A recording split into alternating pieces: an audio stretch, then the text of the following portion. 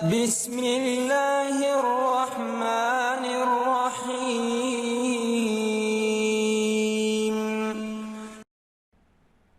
جنگلات اور آبادیوں میں موجود سرسبز و شاداب درخت ماحولیاتی کثافتوں کو اپنے اندر جذب کر لیتے ہیں۔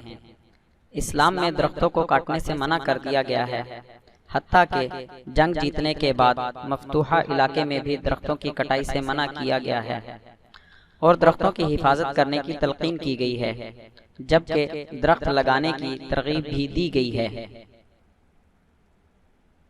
اس ویڈیو میں ہم درخت لگانے کے حوالے سے پیارے آقا کی 3 بہت پیاری احادیث پیش کرنے جا رہے ہیں۔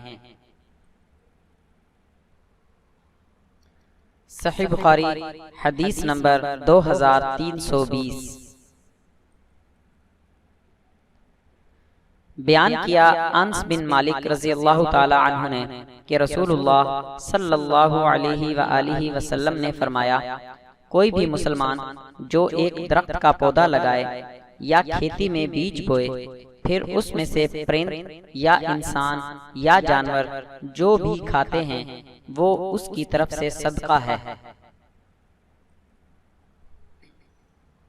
حدیث نمبر 1121، سلسلہ احادیث صحیحہ۔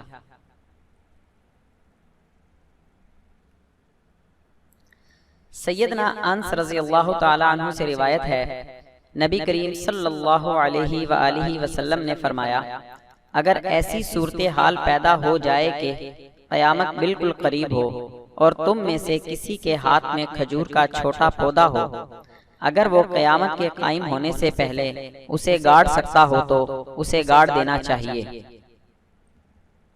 حدیث نمبر 1120، سلسلہ احادیث صحیحہ۔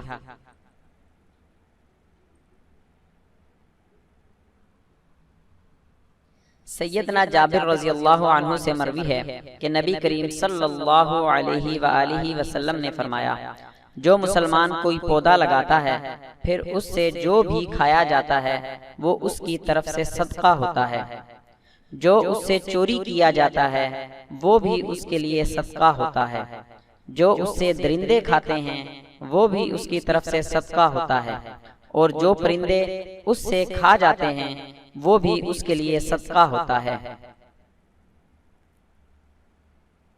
الغرض قیامت کے دن تک جب بھی کوئی مخلوق اس کو استعمال کر کے اس میں کمی پیدا کرتی ہے تو وہ اس کی طرف سے صدقہ ہوتا ہے۔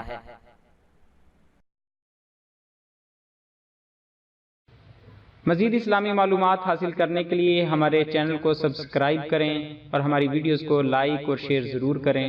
شکریہ، جزاک اللہ خیرہ۔